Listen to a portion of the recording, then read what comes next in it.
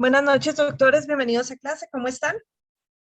¿Me escuchan Doctora, bien? muy buenas noches. Bien, gracias. ¿Cómo le va, Buenas doctora? noches, doctora. Muy bien, doctora, muchas gracias. Corriendo, que había un accidente en la autopista y estaba muy cerca de casa, pero ya vi que era la hora y no alcanzaba a llegar. Gracias a ustedes por la paciencia.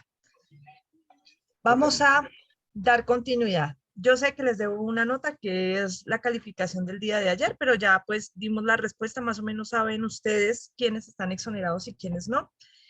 La que no sabe soy yo, ¿no? Pero pues si nos falta la confirmación, vamos a hacerla de aquí al viernes, si Dios quiere. Confío en que alcance a calificar y publicaremos un listado también en el grupo de WhatsApp para que ustedes puedan verificar que efectivamente están exonerados del parcial 1. ¿Listo? No sé si pueda volver a hacer otra exoneración. Sé que hay personas que o que fueron más de los 15 que habíamos presupuestado. Entonces pensaría que en principio por esa razón no haremos otro ejercicio de exoneración, pero se habrán ejercicios de práctica. ¿Listo? Ayer y antier estábamos viendo un repaso acerca de los elementos de la conducta punible.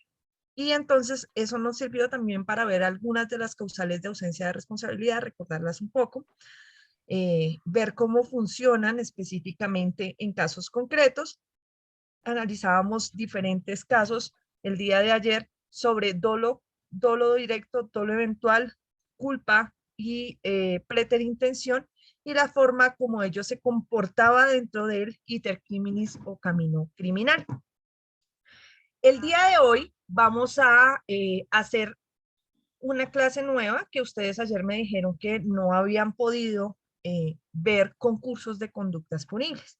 Entonces vamos a hacer un pequeño paso rápido sobre los dispositivos amplificadores del tipo que tengo entendido que vieron tentativa, pero vi que no vieron concurso. Entonces no sé si vieron los otros o no, los otros dispositivos amplificadores del tipo. Entonces voy a compartirles pantalla en este momento. Aquí está. ¿Están viendo la pantalla, doctores? Sí, señora. Perfecto. Señor. No se preocupen, esta información será enviada. No soy ser envidiosa con el conocimiento, entonces las diapositivas son hechas para ustedes y ustedes las van a poder tener esta noche. Van a aparecer subidas en plataforma y también se las voy a compartir por el grupo de WhatsApp, como hemos venido haciendo las 2 noches anteriores, en donde les he ido compartiendo el material que también aparece en la plataforma como tal. ¿Listo? Para que nos concentremos sobre todo pues en los ejercicios. Vamos entonces a ver los dispositivos amplificadores del tipo.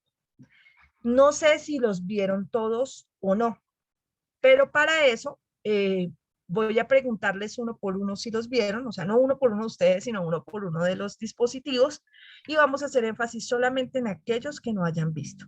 Son los que están viendo en este momento en el tablero, que son el concurso de personas, el iter criminis, que lo vimos ayer, la tentativa, el concurso de conductas punibles, que sé que no lo vieron, el delito continuado y el delito masa. ¿Listo? Necesito que me digan cuáles no vieron para hacer énfasis en ellos, o si prefieren que veamos todos de nuevo para mayor claridad de ustedes. Todos, doctora. ¿Todos? Todos. Listo, perfecto. Entonces vamos a hacer una clase rápida, teniendo en cuenta que el iter criminis como tal ya la vimos ayer, y de hecho ustedes la conocen, que es el camino criminal. Los dispositivos amplificadores del tipo, como su nombre lo indica, están hechos a través del desarrollo específico del derecho penal, porque cuando el derecho penal nació, en principio se creía que las personas actuaban solas primero, era una sola persona la que realizaba las conductas, se creía, que siempre lograban su cometido y que solo realizaban una conducta. ¿Listo? Pero con el tiempo empezaron a verse diferentes desafíos en donde habían asociaciones de personas, diferentes clases de conductas, cometidos en unidades de tiempo y espacio diferentes, que implicaron que los tipos penales, contemplados como tal en los diferentes códigos, tuvieran que ser amplificados en su interpretación para poderse aplicar a estos casos diferentes, en donde no siempre se logra lo que se pretende por el sujeto activo de la conducta, en donde no solo tenemos un sujeto activo, o en donde eventualmente tenemos confusión de conductas en los llamados concursos aparentes y en los concursos reales, y que también tiene que ver con el tiempo de ejecución de la conducta cuando se trata de delitos continuados o delitos más. Entonces, empecemos con el primero. Vamos a hablar de el concurso de personas. Yo sé que ustedes vieron algunas de estas, pero es mejor que las recordemos. El concurso de personas se refiere a un acuerdo de voluntades en donde existen, que puede ser anterior o posterior o incluso concomitante en el delito, en donde diferentes personas dominan el hecho delictivo o diferentes personas intervienen en momentos diferentes del hecho delictivo.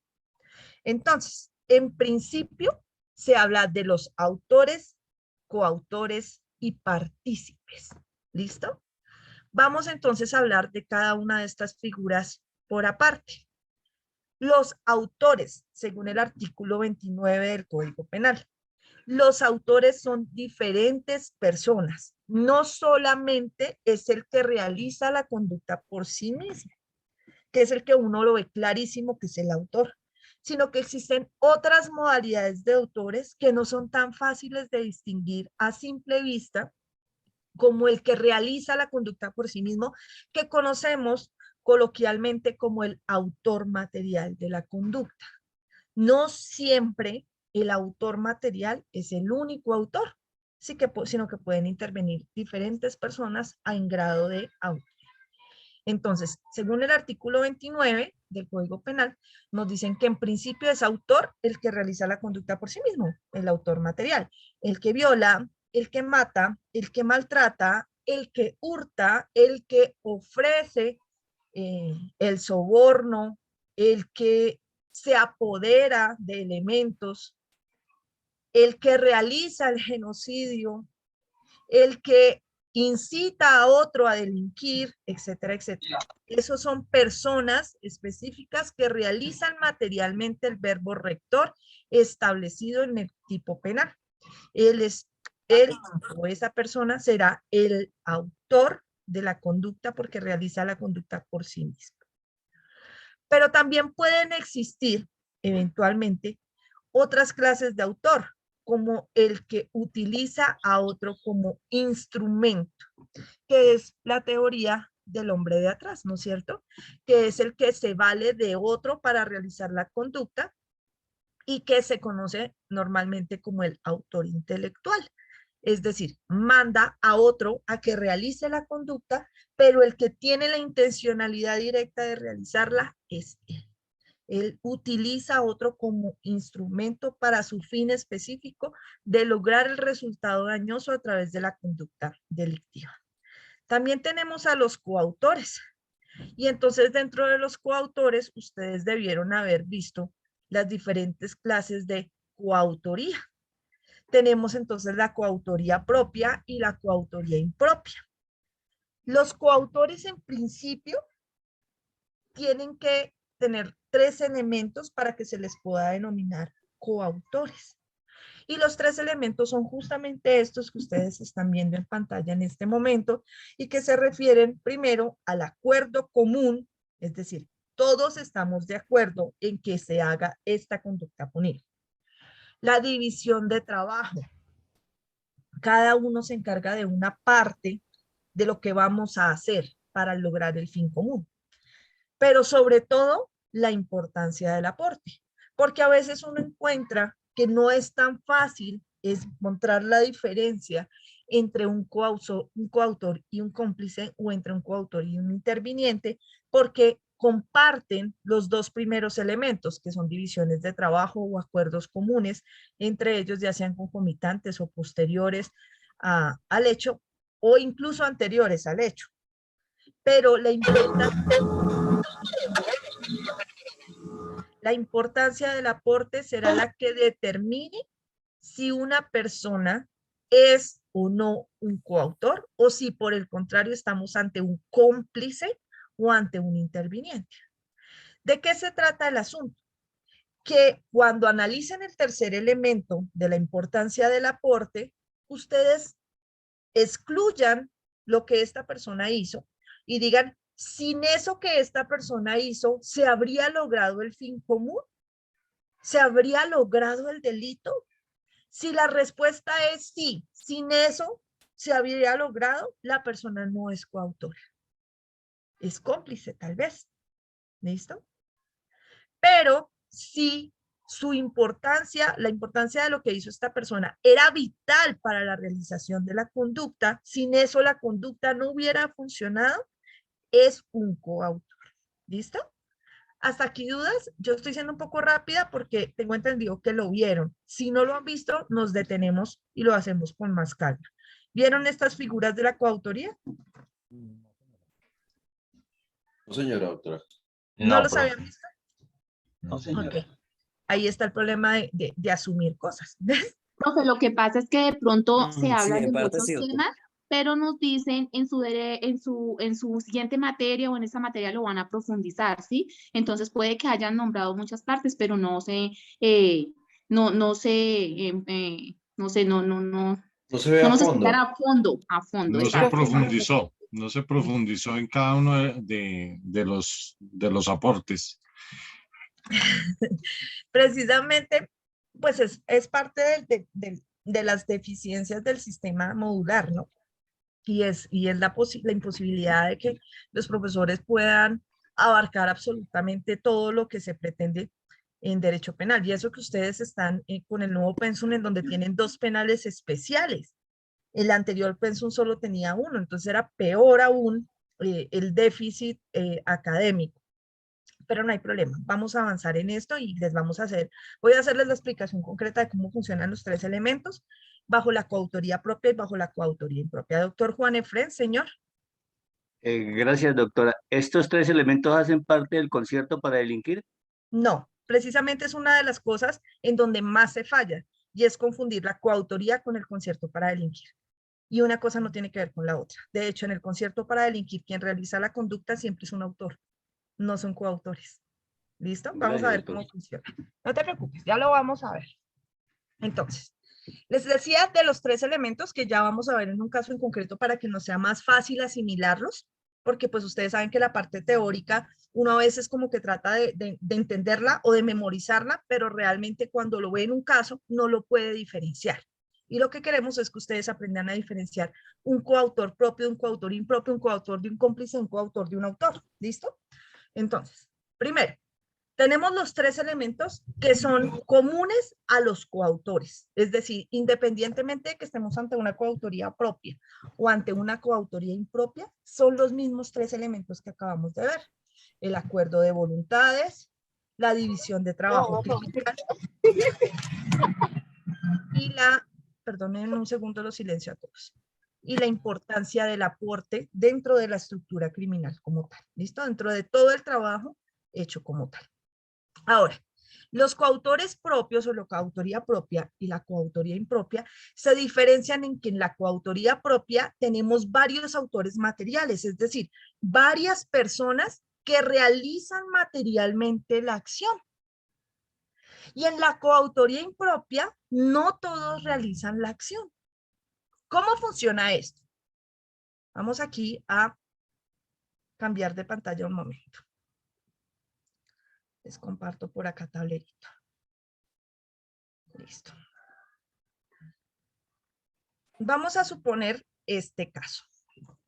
Hugo, Paco y Luis acuerdan violar a Daisy. ¿Listo? Sí, les destruí la infancia, lo sé. Listo. Ellos acordaron eso. Dijeron, listo, la vieja está como muy reacia, no quiere salir con nosotros, entonces, mentalidad de violador, cuando ella dice que no, realmente quiere decir que sí, entonces la vamos a abordar. ¿Listo? Vamos a esperar a que esté sola y le vamos a castigar para que deje de ser tan odiosa. La van a violar. En ese primer momento existe ¿cuál de los elementos que acabamos de ver? El ¿Acuerdo común? El acuerdo Un común. acuerdo. voluntades. El acuerdo de voluntades. Profe, ¿qué pasa si uno de ellos dice que no está de acuerdo en que le hagan eso a Daisy? Pueden pasar varias cosas. Que él diga que no está de acuerdo y se vaya y no participe del hecho. Si él no está de acuerdo y no participa del hecho, él no será responsable por nada. ¿Listo? Pero si él no está de acuerdo y aún así va, vamos a ver el papel de esta persona en el caso en concreto. ¿Listo? Esas son variaciones del caso. Pero en principio vamos a ver el caso sencillo y ahorita vemos si alguno dijo que no quería participar. Entonces tenemos el acuerdo de voluntades. Se llega al momento. Imaginemos a Daisy abordada por Hugo, Paco y Luis. Resulta que Hugo, que es el más bravo de todos, por decirlo así, dice, ok, esta vieja está muy agresiva, yo no puedo solo con ella. Y entonces, ¿qué pasa? Paco y Luis sujetan, Paco sujeta a Daisy de los brazos, Luis la sujeta de las piernas y Hugo es quien la accede carnalmente, es quien la viola. ¿Listo? Ahí vamos a tener el segundo de los elementos, que se llama la división de trabajo. División de trabajo. Los tres juntos hicieron un acto delictivo, una conducta punible. Pero cada uno tomó una labor específica, una función dentro de la conducta punible. Uno sujetó las piernas, otro sujetó las manos y el otro fue el que finalmente accedió a Daisy.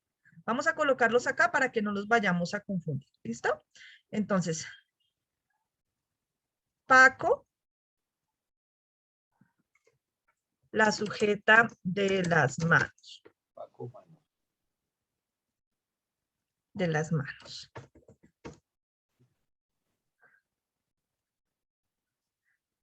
Luis la sujeta de las piernas.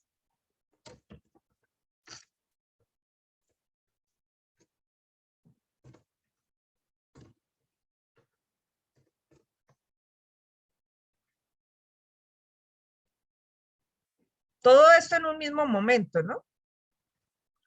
Y luego Hugo es quien la accede.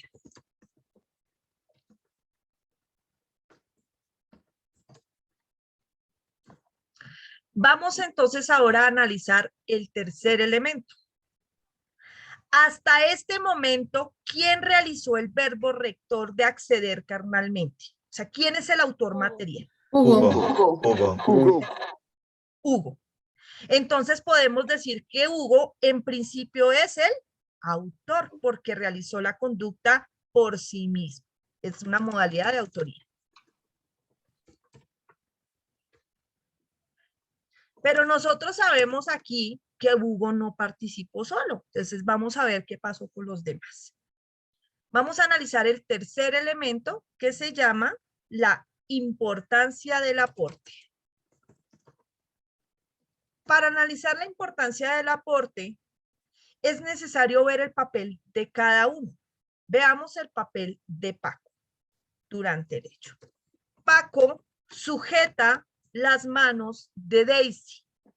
¿Habría sido posible violar a Daisy sin que Paco le sujetara las manos? En el caso en concreto, aquí sí no hay un depende. No, No, señora.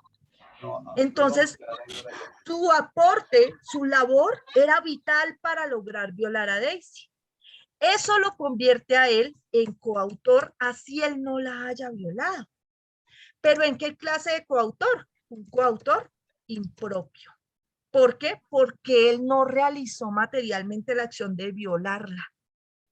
Profe, ¿y él no es cómplice? No, Porque el cómplice es el que nosotros aislamos su actuación y decimos, el hecho se hubiera logrado aún sin Paco. Si se hubiera logrado sin Paco, entonces Paco es cómplice. Pero si la importancia de lo que él hizo, su aporte a la conducta delictiva era vital, él es coautor, no cómplice. ¿Me hice entender hasta ahí? Sí, señora. ¿Doctores? Ok. Ahora, vamos con el siguiente. Luis. Luis sujetó de las piernas a Daisy para facilitar que Hugo la pudiera acceder. Sin eso, ¿se habría podido violar a Daisy? No, No, señora. doctora. No, señora. Entonces, misma situación. Es un coautor impropio.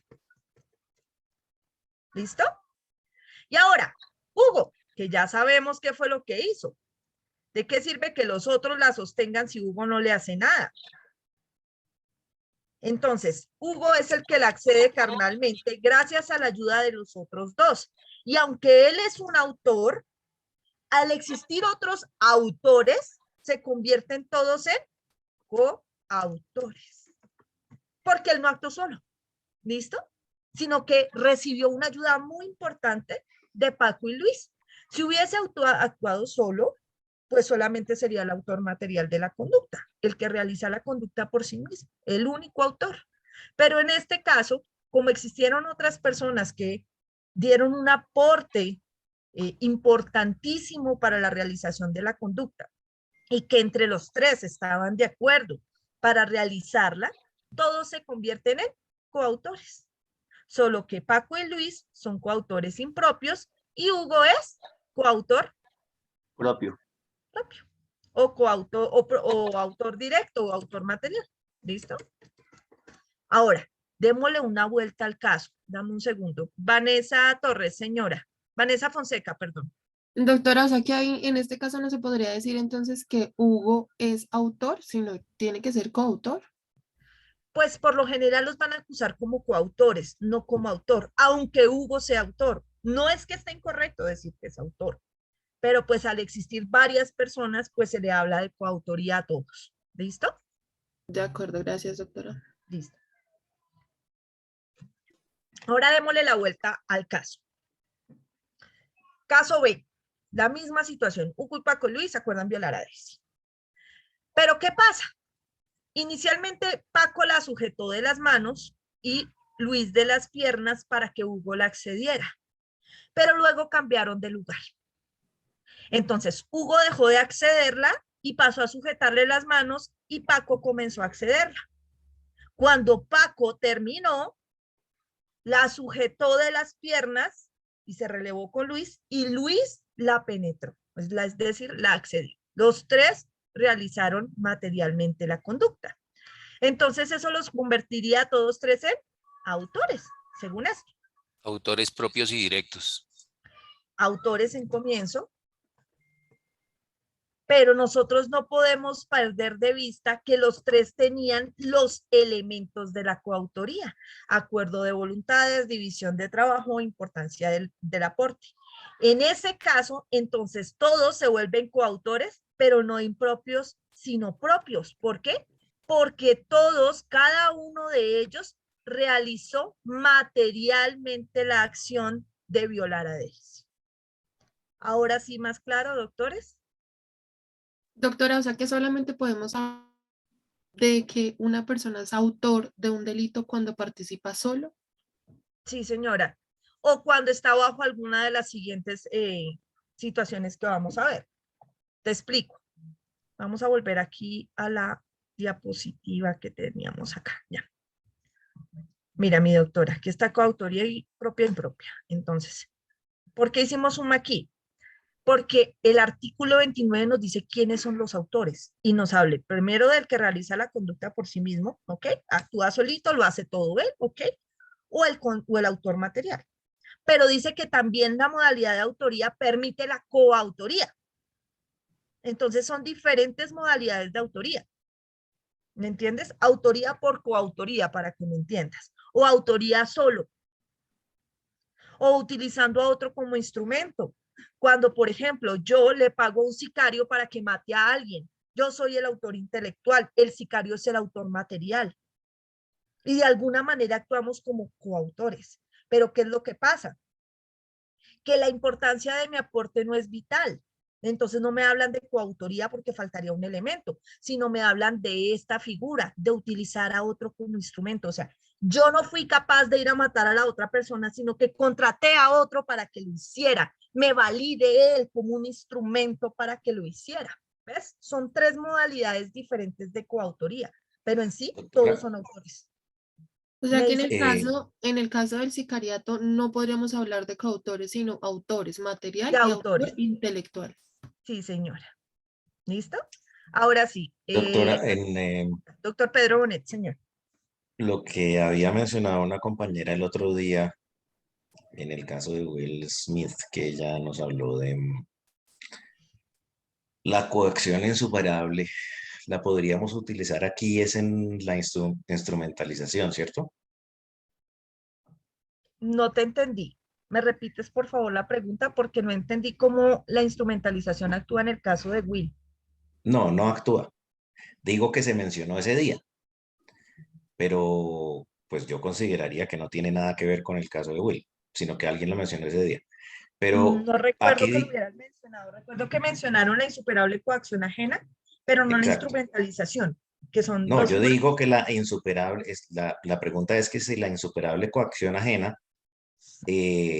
nos haría parte de la instrumentalización. ¿No sabes por qué motivo? Muy buena pregunta, doctor Pedro, gracias. Porque en la instrumentalización, quien es usado como instrumento, La voluntad. da su voluntad. La voluntad no está viciada. Es decir, en este caso del sicario, al sicario no lo están obligando. En el caso de la insuperable coacción ajena, la persona está coaccionada, su voluntad no está ahí, está obligado. ¿Ves? Y eso hace que las aplicaciones sean diferentes. La insuperable coacción ajena hace que a Sí, ti te eso absuelvan como nos lo causante. enseñaron como autoría mediata, Mm, si no estoy mal. sí, como autoría Sí, mediata sí, inmediata. sí lo estoy recordando bien o Sí, estoy señor, equivocado. así es. ¿Sí? Así es, Ok. pero la insuperable coacción ajena recuerda que no es una figura de coautoría, sino un eximente de responsabilidad, porque Sí, justamente lo que exacto, hace la pero coacción es vulnerar la voluntad de la persona. No lo hace el, porque quiere, sino porque lo obligan. ok, pero el delito, por ejemplo, de instrumentalizar a otro, es un delito, ¿correcto? No, no es un delito, es una forma de autoría. Es un delito cuando se trata de menores, ¿verdad? Instrumentalización de menores. Ah, ya sé a qué te refieres. Sí, eso se llama utilización de menores para la realización de conductas punibles. Es un delito específico creado para eso. Entonces, a pesar de que el menor participa en la conducta e incluso da su voluntad, los demás se vuelven autores, los adultos, porque están metiendo a un menor a la banda. Aunque en muchos casos se discute eso y se dice, pero es que el menor dijo que sí y tiene más de 14 años, tiene voluntad de realización de conducta. Primero. Segundo, el menor está siendo procesado en justicia de menores por el mismo hecho. Entonces, ¿por qué nos están acusando a nosotros si él era un coautor? ¿Ves? A él nadie lo obligó. Es lo que alegan los miembros de la banda que son acusados por esta circunstancia específica. Bueno, Pero entonces, lo que se les sanciona no es que lo usen como instrumento porque él da su voluntad también y demás, sino es porque es menor y lo hacen parte de la empresa criminal, no obligado, bajo insuperable coacción, sino como coautor. Si el coautor ok, es menor, se convierte en un delito específico. entonces en el caso de la insuperable coacción, eh, el que la ejerció, pues es el autor y la víctima de esa insuperable coacción, pues simplemente está Es libre una de responsabilidad. estaría exento de responsabilidad si logra demostrar la insuperable coacción o el miedo insuperable.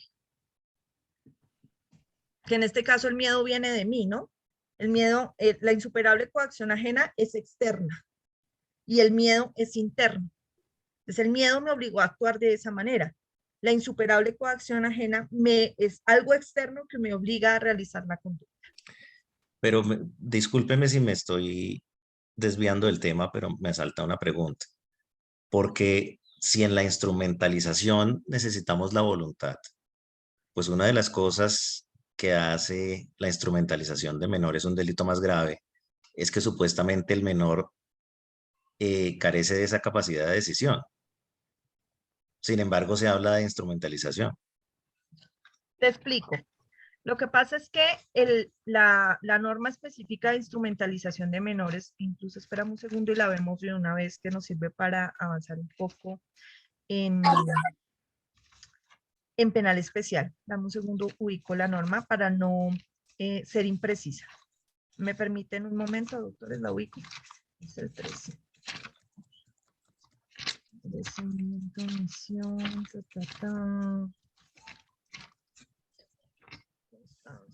se llama uso de menores, pero... Dice aquí artículo 188D. Gracias, doctor. Este es muy amable, no lo ubicaba. 188D. Dice, uso de menores de edad para la comisión de delitos. El que induzca, facilite, utilice, construya, promueva o instrumentalice a un menor de 18 años a cometer delitos o promueva dicha utilización, constreñimiento, inducción o participe de cualquier modo en las conductas descritas, incurrirá por este solo hecho en prisión de 10 a 20 años. El consentimiento dado por el menor de 18 años no se constituirá en causal de exoneración de responsabilidad penal. La pena se aumentará de una tercera parte a la mitad si se trata de menor de 14 años. La pena se aumentará de una tercera parte a la mitad en los mismos eventos de agravación del artículo 188C, que es tráfico de niños, niños y adolescentes. ¿Qué es lo que ocurre acá? En este caso específico de este delito de uso de menores, el menor puede dar su voluntad o ser constreñido o obligado, insuperable coacción ajena, para realizar una conducta punible. Pero es que la forma como está construido el artículo es de conductas alternativas. ¿Ustedes recuerdan esa clasificación de penal especial? Los tipos penales de única conducta y de conducta alternativa, que es cuando No, tienen un señora. solo... Okay. Por lo menos yo no. Los de única conducta se refieren cuando solo tienen un verbo rector. 103, el que matare a otro. Verbo rector del homicidio, matar. Ah, sí. Bueno, ¿Listo? no recordaba, era la denominación, pero sí, No sí, te sí preocupes. Y los de conducta alternativa son los que tienen pluricidad de verbos rectores. En este caso específico, el 188D tiene pluricidad. Y dice, inducir al menor, es decir, casi que convencerlo. Facilitar. La facilitación no implica, en un caso específico, que el menor esté siendo obligado o convencido, sino que el menor lo quiere. ¿Me entiendes? El menor dice, yo quiero hacer parte de esta banda.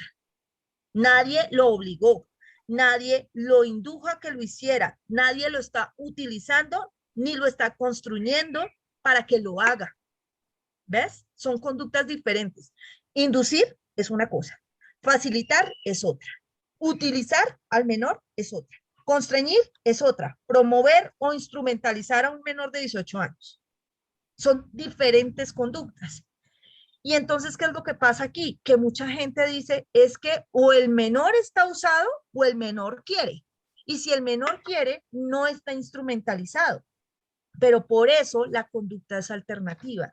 Y dice, con el solo hecho de que usted facilite que el menor delinca, ya por solo ese hecho está incurriendo en este tipo penal autónomo, porque estos son delitos de mera conducta.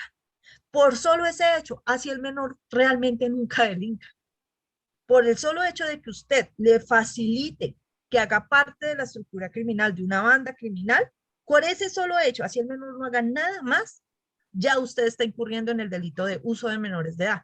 Y así el menor sea mayor de 14 años, que ya tiene voluntad, pero menor de 18, y de su voluntad, la voluntad del menor no es válida para excluir la responsabilidad de quien participa en una conducta criminal con un menor de edad. O sea, no lo van a exonerar de este delito por esa razón. ¿Por qué? Porque el artículo lo dice específicamente. No estoy diciendo que esté bien o mal el artículo, pero dura lex, el lex, dura en la ley, pero es la ley. Y entonces, como está el principio de legalidad establecido así, por esa razón se le imputa a los otros coautores de los delitos la utilización o el uso de menores de edad, a pesar de que el menor esté siendo sancionado por aparte por el solo hecho en la conducta en el proceso de menores. Hay casos en donde, por ejemplo, yo tengo uno en donde a un taxista se subieron tres muchachas se le subieron al taxista y lo llevaron hasta un lado y estando allí intentaron quitarle el carro, le quitaron el producido y le quitaron el celular y lo apuñalearon. Una de ellas lo apuñaló. Salieron corriendo y la policía alcanzó a llegar y las capturó a las 3 y una era menor de edad. Las otras 2 están en el proceso penal de adultos por hurto calificado y agravado en concurso con uso de menores de edad. La menor de edad está, en este caso específico tenía 16 años, está bajo la jurisdicción de menores, sistema penal para niños, niñas y adolescentes, y se encuentra, o sistema penal para adolescentes, perdón, y se encuentra siendo procesada por el delito de hurto calificado y agravado. Y las de este lado, las de los adultos dicen, pero si es que ella era la jefe de la banda. O sea, ¿cómo nos van a decir que pobrecita la niña que nosotros la instrumentalizamos? Pero es porque están viendo solamente una de las conductas, solo uno de los verbos. Por eso la fiscalía debe precisar cuál de todos los verbos realizaron. Si dicen que la instrumentalizaron, pero la joven era la jefe de la banda y se logra establecer que era la jefe de la banda, la fiscalía va a perder ese caso y no podrá condenarlas por uso. ¿Listo? Porque si dijo que la instrumentalizaron y no logró probar que la instrumentalizaron, pues hay que absolver. ¿Listo? No sé si me hice entender, doctor Bonet. Gracias, doctora. ¿Sí me hice Sí, entender? señora. Sí, señora. Sí, señora. Listo. Gracias a su merced por su aporte. O sea La que, doctora, doctora, ahí en ese caso sería que facilitar la acción del menor, no que la utilizara. sí, porque, ¿Cierto? bueno, todo es cuestión de prueba, ¿no? Porque Sí, puedes decir, ahí sí ella, como es que ella fundó la banda y ella fue la que nos llamó. Entonces nosotros no le facilitamos nada, pero sí le facilitaron delinquir, porque ella sola no hubiera podido delinquir de esa manera. Se le están facilitar. facilitando delinquir, ¿no? Ahí sí Doctora como Vanessa, de, ¿quiere decir algo? Pues doctora, referente de pronto al ejemplo que dio el compañero de lo que se tocó el tema de la primera clase, se ve o se puede de pronto tomar como una ausencia de responsabilidad, o sea, la persona dejaría de ser autor por esa coacción insuperable, ¿sí? Sí, señora. Ok, listo, eso fue O lo que... sea, autor, coautor, cómplice, interviniente, todo se anula porque la insuperable coacción ajena ataca la voluntad de o la intencionalidad de delinquir, ¿me entiendes? El conocimiento o la forma de autoría propia. De acuerdo. Sí, Entonces, sí, más o menos ataca lo el interpreto principio por ese de la lado. conducta punible que se refiere a la culpabilidad. Y entonces, por esa razón, se destruye la conducta y la persona queda exonerada o absuelta, porque fue obligada. Ausencia de responsabilidad. Ahí viene entonces Sí, la señora, ausencia de causal de responsabilidad. ausencia de responsabilidad. Sí, señora. De acuerdo. Gracias, doctora. A ti. Ok. Entonces, estábamos hablando de las formas de autoría, realizar la conducta por sí mismo, utilizar a otro como instrumento, los coautores, que veíamos los coautores propios e impropios, y ahora esta es la otra forma de autoría, la autoría de los representantes legales de las personas jurídicas. Hay una razón específica por la cual el derecho penal no persigue a la persona jurídica. Ustedes recordarán de sus clases de civil que les decían que la persona jurídica se convierte en persona justamente porque es sujeto de derechos y obligaciones, que es la definición general de una persona, quien es sujeto de derechos y obligaciones. Y que tiene autonomía, ¿no? En principio. Ustedes recordarán todo el asunto del derecho romano, de que haya respirado por sí mismo un instante siquiera, que eso es propio de las personas naturales. Pero no se persigue a una persona jurídica, sino al representante legal, porque se entiende que la persona jurídica es una persona ficticia que por sí misma no delinque, sino que delinquen las personas que están en ella, los que le prestan su cuerpo a la persona jurídica. ¿Y quién le presta el cuerpo a la persona jurídica? Pues el representante legal. Entonces, por ejemplo, en los casos muy sonados de grandes empresas como Odebrecht, pues no podemos meter a la empresa presa, sino que se investiga es al representante legal y eventualmente a todos los que hayan de alguna manera participado de la conducta, ya sea como coautores o realizando la conducta por sí mismo, o utilizando a otros como instrumento, etcétera, etcétera, porque estas figuras se pueden dar de forma compartida en un caso hipotético. Por ejemplo, en el caso de Odebrecht, entonces uno fue el que ofreció materialmente el dinero a los servidores públicos para que les asignaran unos contratos de carácter estatal en diferentes países del mundo por encima de la competencia y de forma irregular. Fue una persona la que materialmente realizó esa conducta que se llama cohecho por dar o ofrecer algo a cambio de a un servidor público. ¿Listo?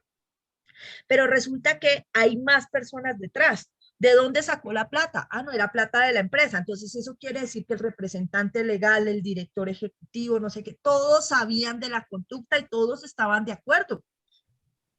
¿Qué clase de controles había dentro de la empresa que no se activaron para ver, oiga, ¿por qué nos dieron este contrato si no licitamos, si no participamos de una convocatoria, si no nos lo adjudicaron de una vez? Entonces, esas figuras pueden llegar a darse a pesar de que solo una de las personas había realizado la conducta por sí mismo.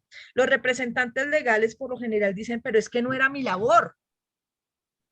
Para eso se delegan las funciones. Yo no sabía lo que estaba ocurriendo allí. Esa es la excusa más patética que puede existir, porque es que el representante legal no solamente es una figura que le presta el cuerpo a la persona jurídica, sino que tiene unas capacidades propias de vigilancia y control sobre lo que ocurre allí. ¿Por qué? Porque es que es mi cuello el que está en juego. Entonces yo tengo que estar revisando qué es lo que pasa. Y en muchos casos se ha observado en donde, por ejemplo, entre esposos, nombran a la esposa representante legal por alguna situación jurídica y la señora nunca va, nunca está metida en nada, ella firma lo que le digan, etcétera, etcétera, y después cuando se arman los problemas van contra la señora. Y le dicen, pero usted aceptó ser representante legal de una empresa que jamás ha manejado, en la que usted no hace parte de las decisiones, en la que usted no solamente no hace parte, sino que no asiste a reuniones, no coordina, no vigila, no nada. Entonces se convierte en autora por omisión. Porque acuérdense que la autoría puede ser por acción o por omisión. Hay conductas de acción y conductas de omisión. ¿Listo? Entonces los representantes legales de las personas jurídicas se convierten en autores de todo lo que, o las conductas que se le puedan atribuir a la persona jurídica de carácter delictivo. ¿Me hice entender? Ok, listo. Ahora, las posiciones de garante. ¿Estas las habían escuchado dentro de las figuras de la autoría? Sí, señora. Okay. Artículo 25 del Código Penal. Autoría por posición de garante. Esta es una autoría o las llamadas autorías de comisión por omisión. ¿Por omisión de qué? De una obligación o una posición de garante. Vamos entonces a ver el artículo 25 del Código Penal. Por favor, una voz cantora que me ayude con la lectura.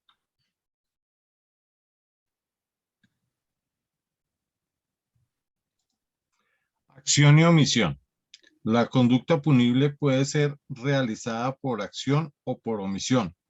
Quien tuviese el deber jurídico de impedir un resultado perteneciente a una descripción típica y no llevare a cabo, estado en posibilidad de hacerlo.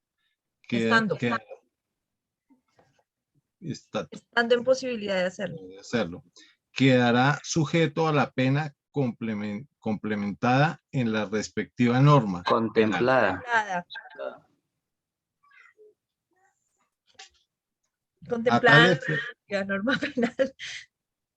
A tal efecto, se requiere que el agente tenga a su cargo la protección en concreto del bien jurídico protegido o que se le haya encomendado como garante la vigilancia de una determinada fuente de riesgo conforme a la Constitución o a la ley. Sigue.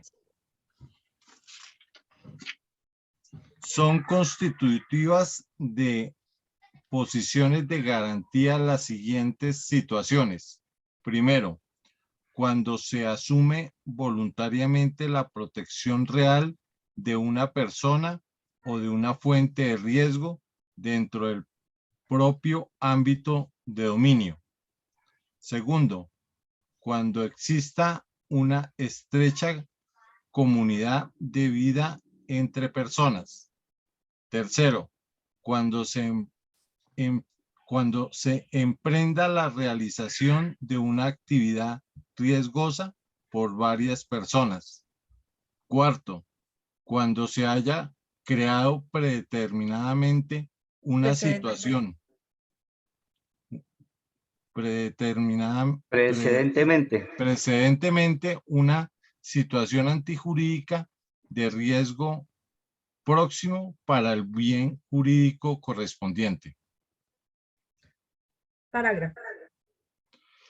El numeral 1, 2, 3 y 4 solo se tendrá en cuenta en relación con las conductas punibles delictuales que atenten contra la vida e integridad personal, la libertad individual y la libertad y formación sexual. Gracias, doctor. La posición de garante es una forma de autoría no por acción como todas las que hemos visto acá, sino por omisión. Por omisión no de cualquier cosa, sino de un derecho o de una obligación específicamente señalada en la Constitución o en la ley. Pero no quiere decir que la posición de garante solamente se presente cuando la Constitución o la ley lo dice, sino en las 4 situaciones distintas que nos enumera el artículo. ¿Listo? Todas esas son posiciones de garante.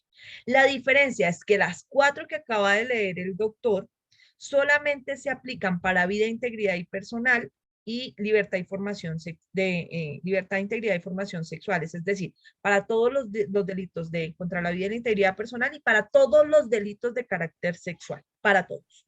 ¿Listo? Ahí hay posición de garante solo en esas conductas. Les explico lo siguiente. Si ustedes van en un bus de Transmilenio y el señor del Transmilenio realiza una maniobra peligrosa que hace que el bus se volque y varias personas resulten lesionadas y otras muertas, ¿hay posición de garante?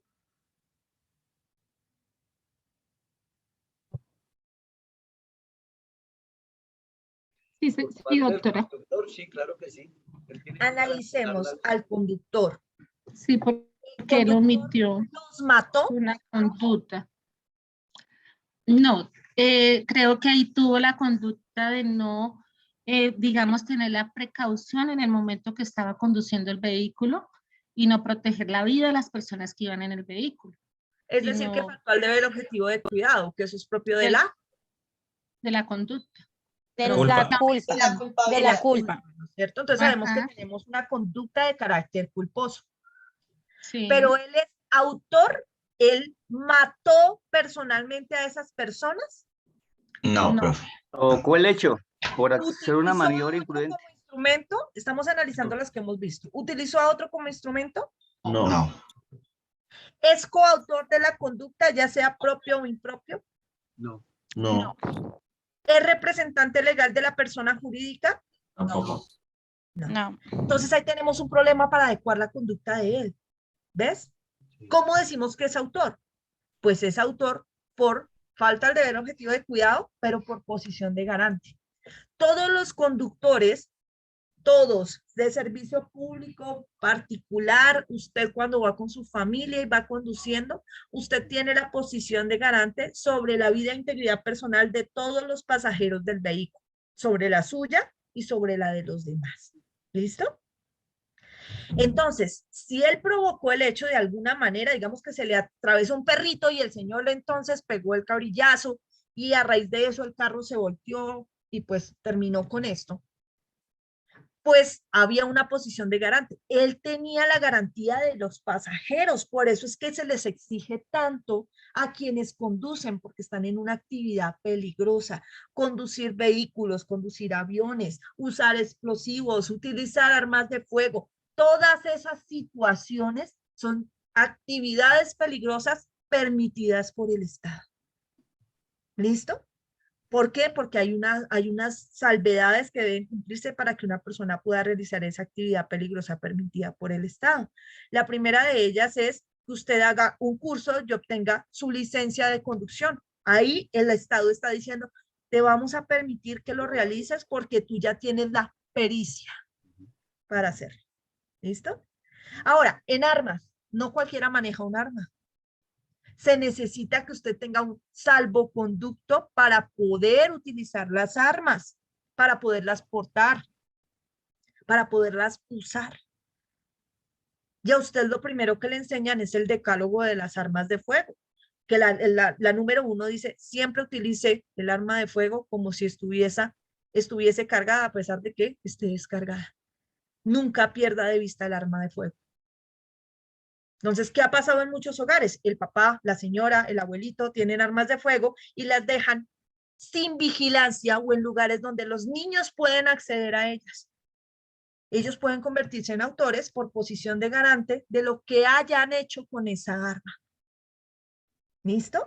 Mira que ellos no realizan materialmente la acción, porque ellos no tuvieron el debido cuidado sobre eso. ¿Listo? La ley les encomienda que en las actividades peligrosas las personas observen las normas.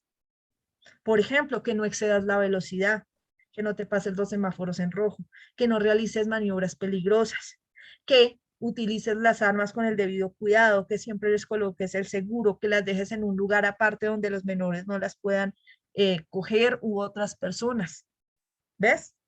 En caso de explosivos, vamos a utilizar explosivos ¿para qué? Para abrir un túnel, porque estamos construyendo el túnel de la línea.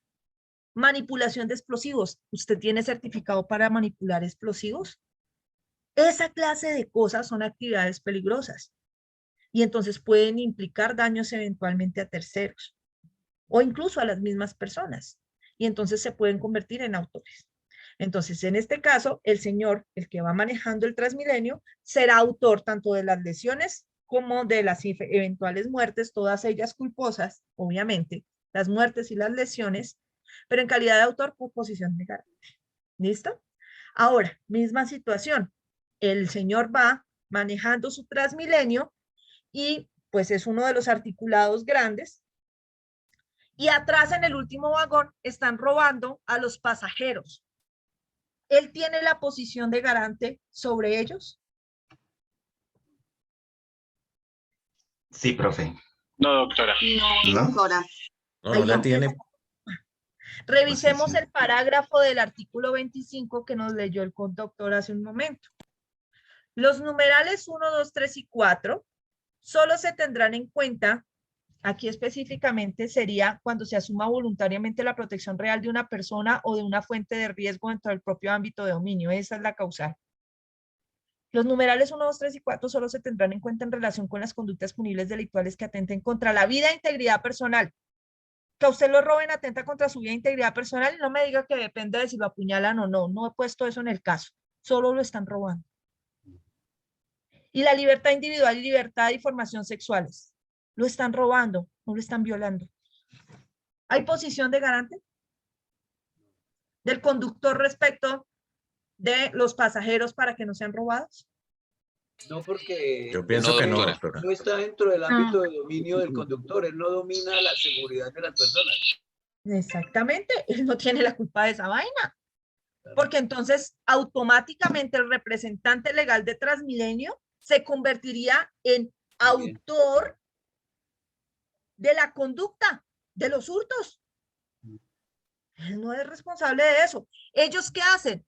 El debido cumplimiento de hacer las requisas y verificar que la gente no ingrese con armas. Hasta ahí, ok. Pero ya que lo puedan robar a usted, que le hagan cosquilleo y demás, eso no es culpa de Transmilenio y lamentablemente no se convierten en autores por eso. Pero sus conductores sí son autores por posición de garante de la vida e integridad personal de los pasajeros que van ahí. La gran pregunta es, profe, y uno que es mujer o a veces muchos hombres, porque es que esto no depende del sexo, que resulta ser manoseado en un Transmilenio hasta que más no dan, que le restringan todo lo que encuentran en contra de uno y que incluso ha habido casos de abuso sexual dentro de Transmilenio. ¿Ellos se convierten en autores? Sí, señor, porque ahí dice posición de garante. Posición de garante sobre delitos sexuales. O sea, ¿cómo es posible que usted como conductor y como empresa permita que esto ocurra dentro de un Transmilenio? Hay una posición de garante. Es una fuente de riesgo. ¿Y cuál es la fuente de riesgo? ¿Manejar un Transmilenio? No. Permitir la multitud dentro del Transmilenio que facilita la conducta de carácter sexual. ¿Me hice entender, doctores?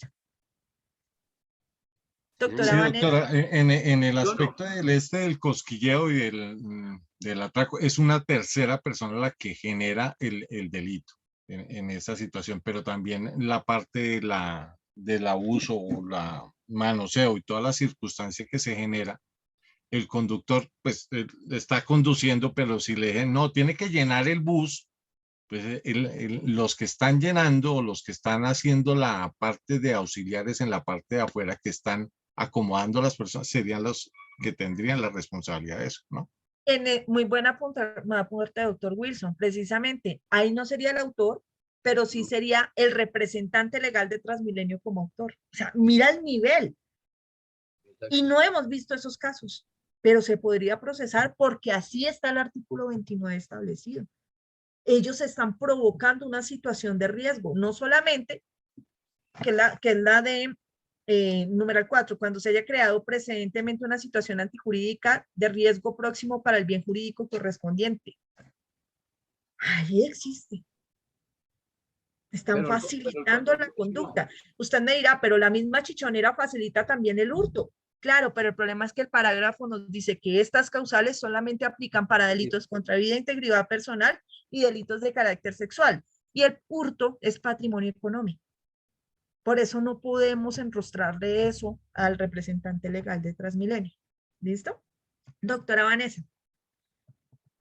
Doctora, tengo una duda, digamos, con otro ejemplo. Hay personas que les encomiendan, digamos, el cuidado de los niños y, digamos, bueno, a mí me pagan por tener al cuidado de un niño y al niño le ocurre un acceso, una violación. ¿Yo entraría a ser autora por posición de garante? Sí, señora. Ok. Tal cual. No solamente por los niños que te pueden llegar a dejar a cuidar, ya sea en un jardín, en un colegio, el colegio se convierte en posición de garante de los menores que se le dejan allí, o de los jóvenes, etcétera, etcétera, sino incluso entre padres de familia. O sea, por ejemplo, yo tengo bebés. ¿Qué pasa si yo no alimento a mis bebés? ¿Qué pasa si no tengo el cuidado de que hay una olla hirviendo y el niño se la echa encima? Yo soy responsable por posición de garante. O sea, usted es la que está ahí pendiente. Y esto pasa muchísimo, lamentablemente, en conductas también de carácter sexual, en donde en ocasiones las personas que viven en la casa se dan cuenta de lo que está ocurriendo y no hacen nada. Por ejemplo, el papá está abusando de la niña o del niño en la casa. La mamá lo sabe y no dice nada ni hace nada por evitarlo. El caso que veíamos hace 2 o 3 semanas, tal vez menos, de una abuelita que golpea a la nieta porque denunció al papá por abuso sexual. Yo no estoy diciendo que ella sea coautora por posición de garante en el caso del delito sexual, si es que eso no ocurrió en la casa. O sea, si ocurrió en la casa de ella y ella lo sabía, sí. Es autora por posición de garante. Toda persona que viva en una estrecha comunidad, padres, hermanos, tíos, que vivan en la misma casa y se estén dando cuenta que hay conductas atentatorias contra vida e integridad personal de menores o mayores de edad o conductas atentatorias de la libertad e intimidad, y sexual de menores o mayores de edad pueden llegar a ser autores por posición de garante. No en los casos de violencia intrafamiliar, porque lamentablemente la violencia intrafamiliar no es un delito contra la vida e integridad personal, sino que es un delito contra el bien jurídico de la familia. Irónico, ¿no? Pero así es. Hasta ahí me hice entender, doctora Vanessa. Más claro, Sí, no más lo pudo claro, decir, doctora. doctora. Muchas gracias.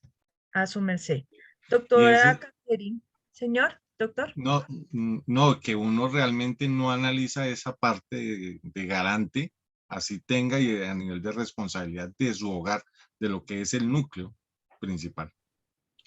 Claro, es que hay muchas situaciones que a uno se le escapan de las manos.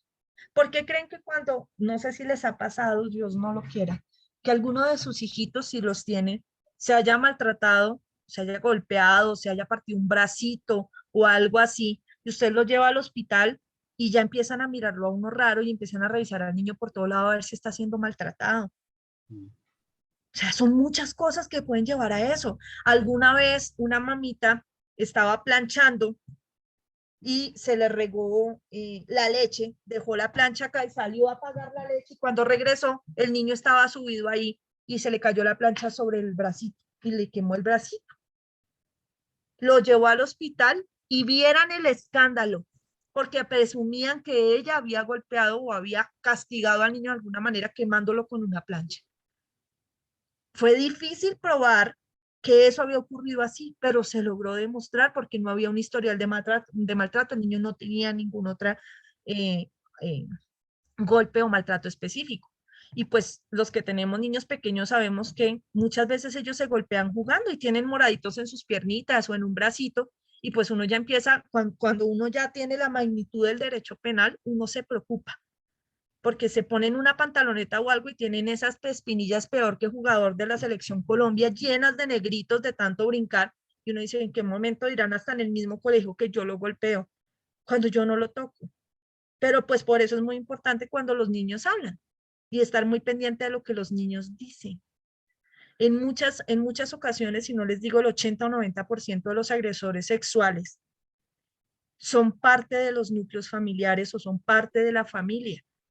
Y entonces para uno es muy difícil escuchar a su hijo decir, es que mi papá, es que mi abuelo, es que mi abuela, es que mi mamá, es que mi hermano, es que mi primo, mi tío, lo que sea, porque eso implica romper la familia.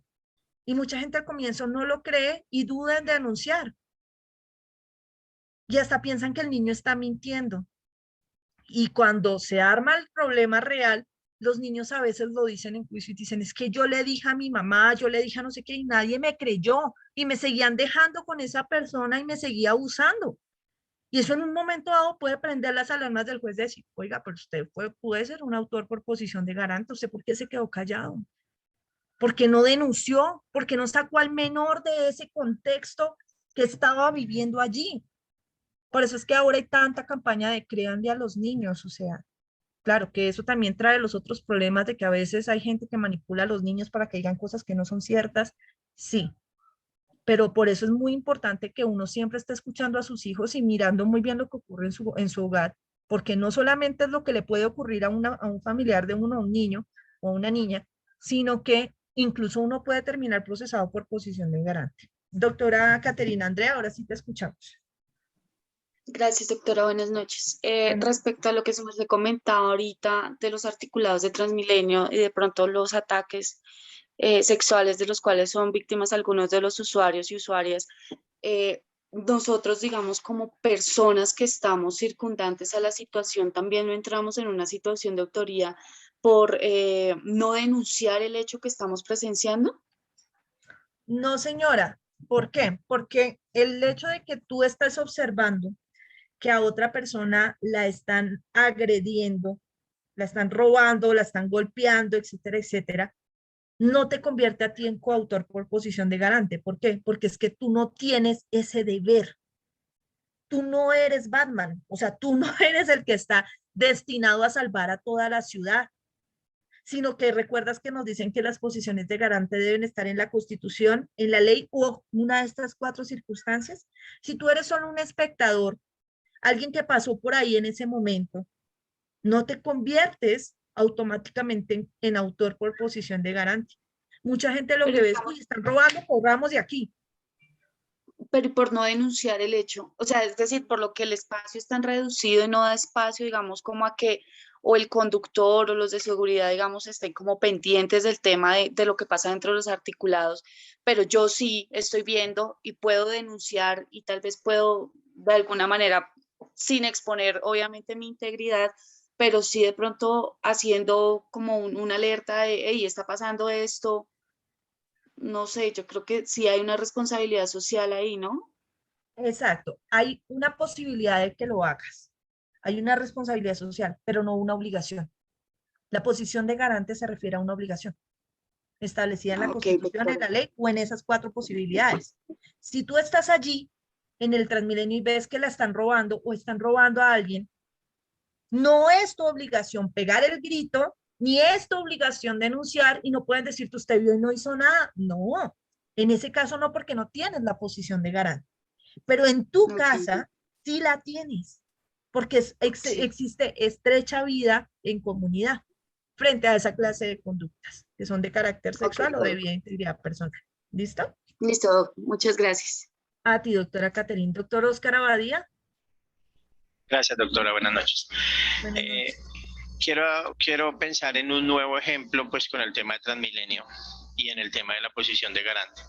Si el bus que estoy conduciendo se queda sin frenos, pero pues un conductor de Transmilenio normalmente le cambian el bus todos los días, casi que una revisión rápida y sale por tal ruta.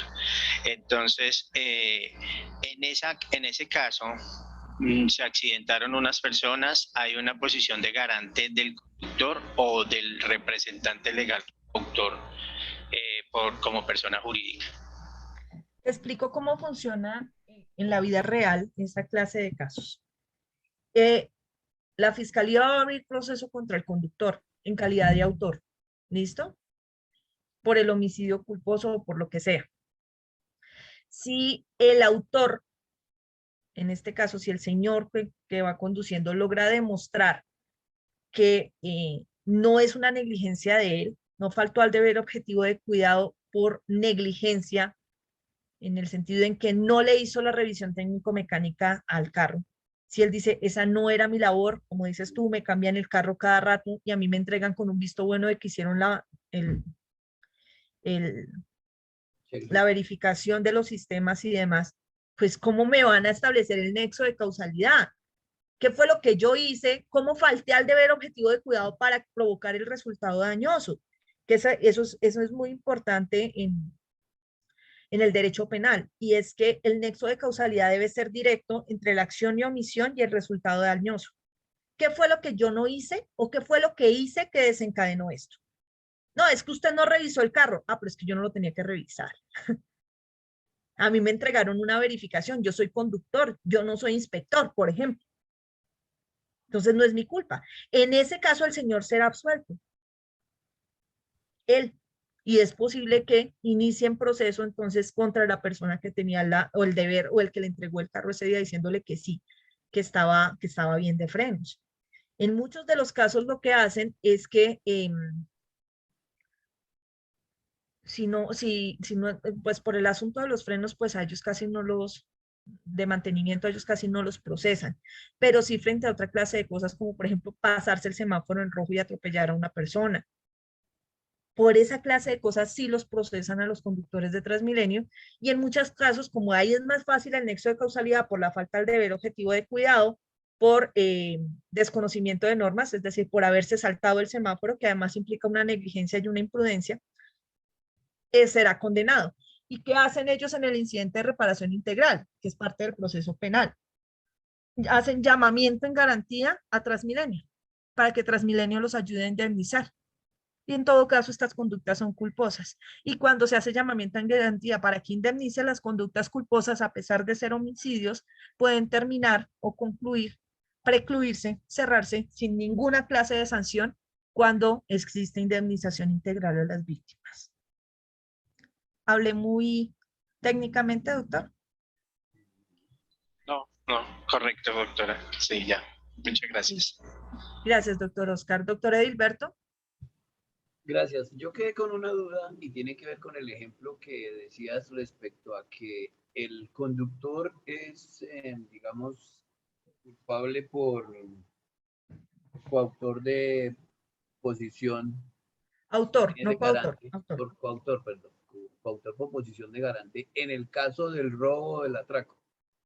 ¿Por qué en la condición del ataque sexual a las otras personas también, si él tampoco tiene la, digamos, la responsabilidad de todo el cubículo en sí? A no ser de que dentro de su manual de funciones diga, cuando usted vea alguna actitud, para el vehículo y abre o llame a tal o tiene un teléfono y comuníquelo, entre comillas, sí sería. Pero en ese espacio, ¿por qué lo uno sí y lo otro no? No, no sé si fue que no me hice entender, pero la autoría por la posición de garante no está en esos dos casos sobre el conductor. Ya. ¿Me entiendes? De hecho, en el hurto no está sobre el conductor, jamás. No, nada más, exacto. En el delito sexual tampoco, ¿por qué? Porque pues es que él tiene una función específica y es manejar y velar que al menos el carro funcione, o sea, que vaya bien manejado para que las personas no resulten lesionadas. Pero en un articulado en donde puede pasar en el último vagón, en el del medio o en el de al lado, y en donde él va mirando es por donde va conduciendo y no se están manoseando a la gente atrás, él no tiene la posición de garante. Pero sí se puede establecer la posición de garante de la empresa. Ah, ok. Es de la empresa, del representante legal de la empresa. ¿Por qué? Porque él va a decir, ay, pero es que yo soy el representante legal, yo no estoy montado en cada una de las estaciones de Transmilenio verificando cuánta gente va entre el carro. Sí, mijito, pero es que usted es el representante legal, es la cabeza de la empresa. Entonces, ¿usted cómo está delegando y cómo están controlando? ¿Cuáles son las labores o la gestión que está haciendo Transmilenio para evitar los tumultos? Para evitar, por ejemplo, que las mujeres o los hombres sean víctimas de delitos sexuales en los tumultos o en los hurtos. Claro, en el hurto no puede haber posición de garante porque ya dijimos que el hurto hace parte del patrimonio económico y no de la libertad, integridad y formación sexuales, ni mucho menos de la vida e integridad personal. Pero en los delitos sexuales sí podría haber responsabilidad de Transmilenio porque está colocando precedentemente una situación de riesgo para el bien jurídicamente tutelado. En alguna oportunidad se habló de crear los vagones rosas, que eran solamente para mujeres, precisamente para evitar que fueran víctimas de tocamientos y demás. Y creo que funcionaron, se hicieron unos pilotos por un tiempo y luego los quitaron definitivamente. Además, porque también se subían los hombres como querían. ¿Me hice entender ahora sí, doctor Edilberto? Sí, pero hay una condición en la cual yo diría que incluso ni los representantes tienen la culpa. Y lo digo por lo siguiente. Hay una norma del Ministerio de Transporte en la cual autorizan para que ciertos vehículos de cierta capacidad puedan sobrepasar el límite de, creo que son de más de 100, 110 personas. Incluso esa resolución que salió con el Ministerio de Transporte, todo el mundo la criticó porque da la casualidad que antes de que entrara Transmilenio, todos los vehículos, si te acuerdas, creo que sí, tenían el exhausto que salía de los vehículos, estaban en la parte alta. Cuando salió eso y entró Transmilenio, esa parte la quitaron. Entonces, ¿qué dijeron? Que los vehículos que sean de mayor de 70 pasajeros pueden tener el exhausto en la parte inferior y adicionalmente autorizan a que vaya gente de pie. Antes no existía eso porque incluso hasta los buses y las busetas tenían prohibido llevar personas de pie. En las busetas solamente permitían 5.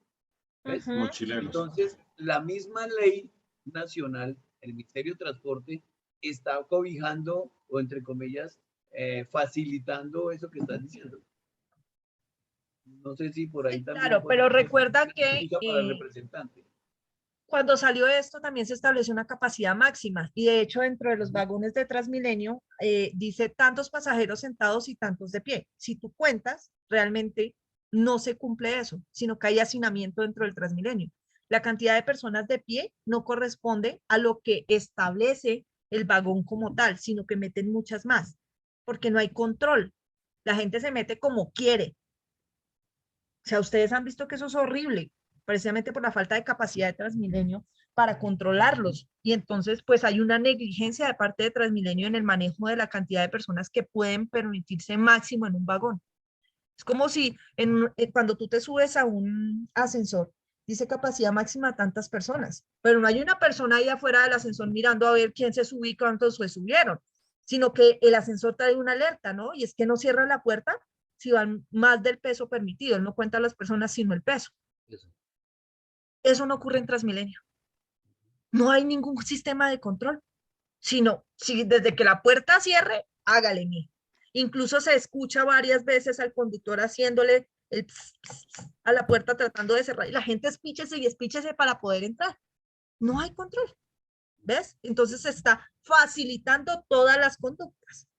Las de hurto, las de conductas de carácter sexual, que en este caso, si son mayores de edad, no sé ya si ya vieron delitos sexuales, los vamos a ver, para diferenciar los delitos sexuales, por ejemplo, la injuria por vía de hecho, que son la forma en que se tipifican los delitos sexuales dentro del Transmilenio cuando se trata de mayores de edad.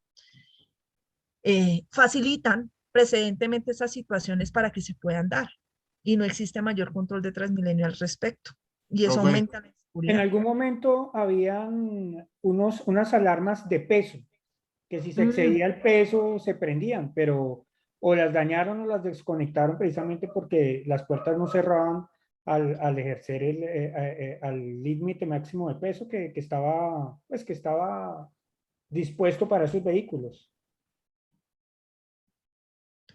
Sí, señor, la verdad es que yo poco monto en Transmilenio, le tengo un pánico terrible. Hace años no monto en ninguno. Dirán ustedes, ay, no, tan fifí. No, es que no salgo de mi casa. Salgo solamente a darles clases a ustedes y pues porque la justicia está virtual, entonces por esa razón hace más de 2 años no salgo de mi casa, excepto a cosas extraordinarias como darles una clase a ustedes. Y por esa razón entonces no utilizo mucho el transporte público, además porque me genera mucha inseguridad y prefiero usar un Uber, pero sé que muchas personas tienen que hacerlo y por eso en este momento no sé ni cuánto vale un pasaje de Transmilenio, ni sabía esas alarmas que tú me mencionas, pero en todo caso sí existe una negligencia clara en el control de pasajeros dentro del Transmilenio. ¿Alguien me iba a decir Profe, algo más? Señor una doctor pregunta. Alexander. Buenas noches. Con respecto, bueno, a los delitos que usted está mencionando, que mencionó anteriormente, que se presentan en Transmilenio, lo que es pues, el abuso, hurto, pues, es como una duda que tengo con respecto a otra que se han visto con respecto a los colados. Que hay muchas personas que han muerto por irse a colar, por irse a volar, por no pagar un pasaje, en este caso en Transmilenio. Pues también creería yo, ¿no? Pues pienso que también sería responsabilidad de ellos. ¿En qué sentido? No sé, de pronto tener todas así como están las estaciones o los portales, digamos, bien sellado con seguridad para que no se vuelen, ni mucho menos. Hay unas estaciones como casi la mayoría de la 30, donde la gente, pues, lo que hace es pasar la vía donde pasan los carros particulares y listo, pues llegan a la estación y por no pagar el pasaje se cuelan, por decirlo así. Y se presentan muchos accidentes donde varias personas, pues, han resultado muertas por este tipo de conductas. En ese caso no se puede procesar ni al conductor del Transmilenio ni a Transmilenio. ¿Sabes por qué? Porque existe una situación de autopuesta en peligro. O sea, yo asumo el riesgo de atravesármela al Transmilenio, meterme por la parte donde uno no se puede meter, que es invadir el carril, para lograr meterme de chistoso allá sin pagar el pasaje. En esos casos específicos, la mayoría de veces lo que se establece es algo que se denomina dentro del derecho administrativo culpa exclusiva de la víctima, pero que en el derecho penal no está como eximente de responsabilidad. Y en ese caso específico lo que se aplica es el caso fortuito.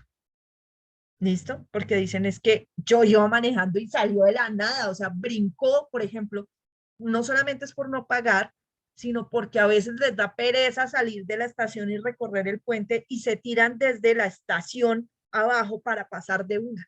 Y en esos casos también han sido atropellados. Entonces, en ese caso específico sería muy difícil establecer otra vez el nexo de causalidad entre la omisión de Transmilenio y el resultado dañoso de la muerte, porque lo que desencadena el hecho como tal es la autopuesta en peligro de la víctima, al cruzarse por lugares que no debe cruzarse. ¿Listo?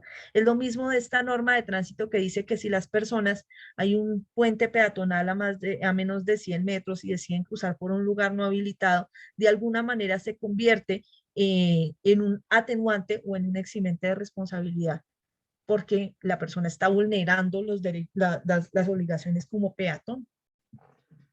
¿Me hice entender, doctor? Doctora, la Sí, autopuesta en profesora, muchas peligro, gracias. Sí, señor. la autopuesta en peligro, pues que yo no conocía el término sino hasta cuando Ingrid Betancourt demandó el Estado Mm, y salieron a decirle pues que no, que existía la figura de la autopuesta en peligro y ella terminó retirando la demanda. ujú. Sí, por eso te decía que es propia del derecho administrativo. Ahorita vamos a ver un poco cómo funciona el nexo de causalidad dentro del derecho penal. Doctor Kevin Leonardo. Profe, una pregunta me causa la duda. ¿Transmilenio es garante en temas de delitos contra la salud pública por la propagación del coronavirus al no No, controlar la capacidad de los pasajeros? no, porque tú ves las causales de posición de garante, ¿cuáles son? La Constitución, la ley y las normas, y perdón, y las 4 causales que vimos. En un momento dado, cuando existía, en este momento creo que ya no hay norma específica, se señalaba el máximo de aforo en lugares de carácter público, ¿recuerdan? Y decían no más de tantas personas, no más de tanto, en este momento ya está prácticamente normal. Entonces, si en ese momento se decía específicamente que el Transmilenio debía estar al 30% de capacidad en cada uno de sus vagones y había más del 30%, podría llegar a decirse que sí, porque había posición de garante en cuanto a la salud pública, pero por ese aspecto específico, porque la ley estaba diciendo que para mantener los niveles de bioseguridad en los lugares públicos debía controlarse el aforo. Pero creo que en este momento ya no está, mi doctor. Es más, no sé si realmente la norma señalaba específicamente a Transmilenio porque creo que se refería a lugares públicos más no a transporte público. Sí, profe, gracias. Ok. Entonces, doctor Alberto Vargas, señor. Profe, tenía una pregunta desde hace rato y su merced nos decía que, bueno, el artículo 25 dice que la conducta punible puede ser realizada por acción o por omisión. En la omisión se divide en dos, propia e impropia, No. ¿no? Ya. Delitos de omisión propia y delitos de omisión impropia. Sí, Sí. ya sé a qué te refieres. Sí, eso lo vamos a ver más adelante en unos Ah, delitos. ok, listo, profe. Gracias, Sí, pues doctor. tenía esa duda. Ok, precisamente frente a los temas que estábamos hablando hace un momento, no sé si ustedes han escuchado de la teoría de la prohibición de regreso. Estos temas, hablando con algunos profesores de la universidad de la misma área, me decían, uy, es que eso es muy pesado para ellos. Ellos no lo van a entender, es que ellos están en un nivel, esto es como para especialización o maestría en derecho penal, y pues no, me parece importante que lo conozcan. Me imagino que no lo han visto, o sí, ¿ya vieron la teoría de la prohibición de regreso en derecho penal? No, señora. No, No, hasta señora, no. ahorita lo Ah, acabamos de profe. escuchar, doctora, la verdad. ¿Han escuchado de Gunther Jacobs? No, tampoco, doctora. Uno de los más grandes tratadistas de derecho penal contemporáneo. Es decir, los más guapos, ¿no? Están Roxin y están Jacobs. Son Y más Zaffaroni, creo. Zaffaroni y eso. O sea, hay muchos, pero hay unos que son más antiguos y hay otros que todavía están vivos. ¿Listo? La teoría de la prohibición de regreso ha sido uno de los puntos que han enfrentado a los tratadistas más recientes sobre cómo se desempeña esto. Dentro de lo que ustedes vieron en penal general, me imagino que vieron el causalismo y las diferentes escuelas, la escuela clásica, la escuela finalista, la escuela causalista del derecho penal, y cómo explicaban de forma diferente el origen del delito y los elementos de la conducta punible dentro de cada una de esas escuelas, ¿no es cierto? Ustedes vieron las escuelas con los Sí, señora. penal general, ¿no es cierto? Sí, profe, Entonces, sí. la teoría de la prohibición de regreso parte de unas situaciones distintas dependiendo de la escuela en la que esté. Pero en sí, la teoría de la prohibición de regreso, así plasmada, lo que señala es que debe haber, las conductas de carácter penal se realizan por acción o por omisión. ¿Listo? Pero en todo caso, independientemente de la acción o de la omisión, debe haber un nexo de causal directo de esa acción u omisión con el resultado dañoso.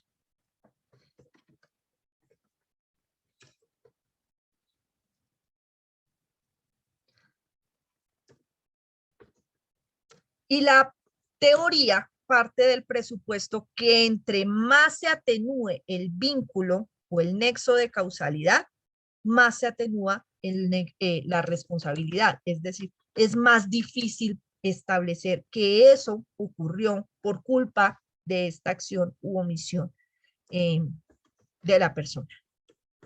Hace algunos años se hizo famoso por ahí un caso de un conductor en carreteras de Boyacá, si no me equivoco, que iba en un Maserati, un carro supremamente fino. Iba pues despepado por ahí por una carretera y causó un accidente de tránsito. ¿Listo? Bojanini. Sí, señor. Gracias por el dato. Causó un accidente de tránsito.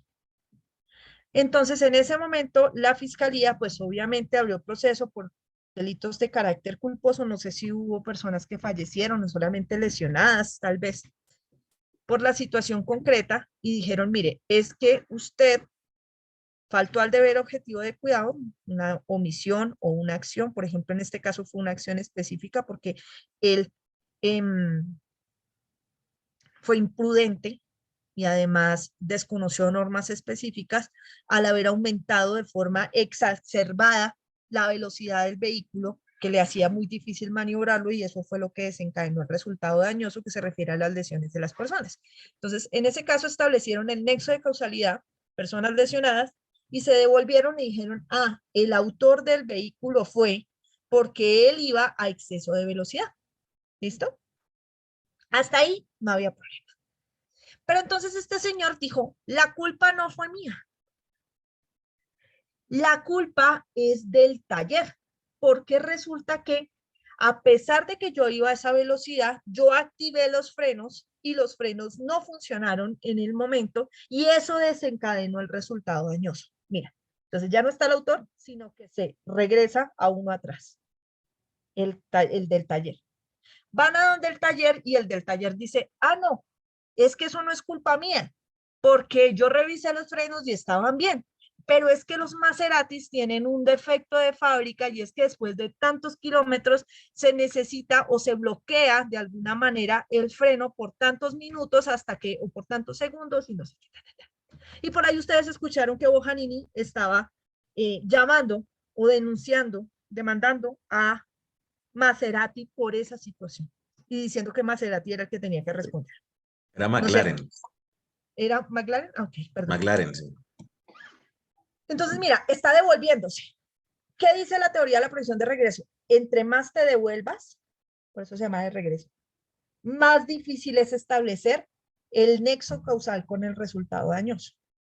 Entonces, el conductor dice que fue el del taller que fue el de la fábrica que el problema es de diseño, el diseñador que el problema es del papá y la mamá que lo tuvieron a él, porque si no lo hubieran tenido no habría pasado. Y así regresamos eternamente hasta Jesucristo, o Adán y Eva.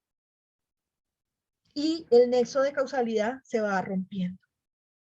La prohibición de regreso es aquella que dice, no regreses demasiado, porque entre más regresas, o sea, entre más vas hacia atrás en el hecho, más se adelgaza el nexo causal. Tú tienes es que buscar la acción o omisión directa que desencadena el resultado dañoso. Por eso hace un momento cuando partíamos o analizábamos el caso de la autopuesta en peligro, decíamos es que, ¿qué es lo que determinó que la persona fuera atropellada por el Transmilenio? Que el señor del Transmilenio iba realizando una maniobra peligrosa, era imprudente, era negligente, iba por un carril que no le correspondía, iba a exceso de velocidad. ¿Qué fue lo que lo causó? Ah, no, fue que el otro se atravesó. El resultado es directo. No es el autor de la conducta el señor del Transmilenio, a pesar de que lo mató con el Transmilenio. El resultado dañoso, al regresar, tiene nexo de causalidad propio o directo con la acción desencadenada por la propia víctima que se le atravesó al Transmilenio. Se me tiró Yo no iba a exceso de velocidad, no iba borracho, no tengo mis papeles en regla, yo frené, yo intenté, bueno, todo.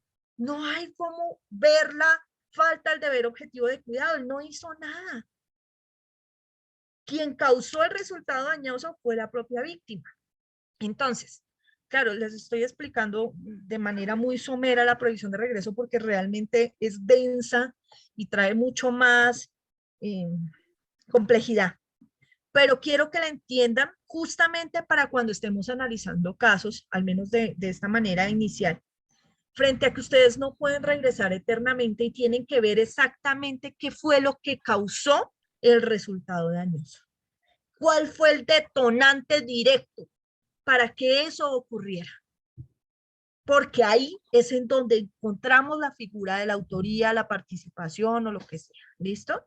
Entre más se devuelvan, más difícil va a ser establecer el nexo de causalidad directo con el resultado dañoso. Doctor Juan Efrén. Gracias, doctora. ¿Se puede establecer un momento adecuado o ideal o idóneo para suspender esa teoría de la prohibición de regreso? O sea, ¿hasta qué punto es válido regresar? No. ¿Hasta dónde se puede suspender que por lo menos el abogado siga utilizando la teoría de prohibición, la teoría de regreso? O sea, ¿hasta qué momento se puede prohibir? Bueno, la verdad es que la teoría de la prohibición de regreso es de carácter doctrinario. Muy pocas veces las cortes hacen mención a ella. Pero precisamente cuando ven casos como este, en donde pretenden seguir echándole la culpa a otro y a otro y a otro, la aplican y le dicen, un momento, vamos a establecer cuál es la acción o omisión que desencadenó directamente el hecho. El hecho de que venga con un problema de fábrica o el hecho de que usted aumentara indebidamente la velocidad. En este caso, la acción directa o el resultado dañoso se conecta directamente con el aumento de velocidad. Si hubiesen fallado los frenos a una velocidad promedio, podríamos establecer que efectivamente es culpa de alguien más. Pero en este caso, lo que desencadena el resultado dañoso es el aumento de la velocidad, que es una falta del deber objetivo de cuidado y está en cabeza del conductor. Eso no depende de la fábrica. Salvo que estemos por allá en estos, ¿cómo se llaman? En estos prototipos de Uber que se manejan solos, ahí sí. Pero hasta el momento en estos vehículos que van a cargo de un ser humano, la responsabilidad será del ser humano si faltó al deber objetivo de cuidado. Y en este caso pasó eso. Era un lugar, creo que era una vía de 80 o máximo 100 kilómetros, 80 kilómetros creo que es permitido en carretera, y él iba como que a 150 o 180. Entonces, pues, ¿por qué fallaron los frenos? Porque también iba en un exceso de velocidad. ¿Listo? Doctor Wilson Salamanca. Pues ahí también va la proporcionalidad que cómo se desempeña la máquina. Pues que si la máquina yo la quiero elevar a lo que quiera, pues obvio, pero eso es falta de responsabilidad del conductor. Eso se mide también en Fórmula 1, doctora, en donde son prototipos y desarrollan motores en donde sí se afecta y se genera el fabricante, porque es un motor, lo están montando y lo están haciendo en una competencia, puede estar montando 2 o 3 motores, y eso es parboleones, y eso es una cosa muy distinta, pero en unas vías donde realmente la máquina como tal, el vehículo, está con unas condiciones naturales. Ya otra cosa es que es un vehículo para carreras, pues utilícelo en campo de carreras, que es donde se eleva esas circunstancias. Claro, es que el hecho de que la máquina esté diseñada para eso no quiere decir que yo tenga el permiso automáticamente de hacer lo que quiera con la máquina. Hay reglas. Hay reglas dentro de la ciudad, hay reglas en las carreteras. Si desconozco las reglas, por más que tenga una máquina superpoderosa, no me autoriza esa situación para faltar a las normas. Entonces, en este caso, el señor estaba MFT, mirando fuera el tiesto, porque realmente por ahí no era la defensa. No sé finalmente qué pasó con ese caso, pero me causó curiosidad y lo recuerdo mucho, fue por eso, porque me acordé de la prohibición de regreso en ese momento. ¿Está claro, mis doctores queridos? ¿Hasta acá? Sí, señora. Ok. Señora. Entonces, regresemos aquí un momentico. Estábamos hablando de los dispositivos amplificadores del tipo. El concurso de personas, que fue el que ya vimos, el iter criminis, que lo vimos ayer, y ahora vamos a hablar de la figura de la tentativa. Sé que faltan 7 minutos, entonces les voy a dejar, bueno, esto es para que lo revisen después, el determinado del cómplice y el interviniente, que son figuras que ustedes debieron haber visto en penal general, y que ya son mucho más fáciles de comprender, teniendo en cuenta la coautoría propia e impropia y cómo se diferencian de los demás, ¿no? Les voy a pedir, por favor, que analicen esta diapositiva, que es la de la tentativa en el artículo 27 del Código Penal, y es la forma como se interrumpe el camino criminal en la parte del resultado, que se interrumpe justo en el resultado, y las dos clases de tentativa que se manejan dentro del Código Penal colombiano: la tentativa inacabada y la tentativa desistida. ¿Listo? Por favor, analicen esto y mañana hablamos y continuamos con dispositivos amplificadores del tipo, partiendo desde tentativa, y luego comenzamos con concursos de conductas punibles. Doctores, un gusto como siempre. Dios los bendiga. Mañana nos conectamos a las 6:05 empezamos. Hoy fue el asunto que les comentaba de el inconveniente que se me presentó, pero mañana, si Dios quiere, sí, a las 6:05 estaremos conectados, iniciando la clase. ¿Listo? Doctores, muchísimas gracias por su atención y que estén muy bien. Excelente noche para todos. Gracias, doctora. Muy bien. Gracias, doctora.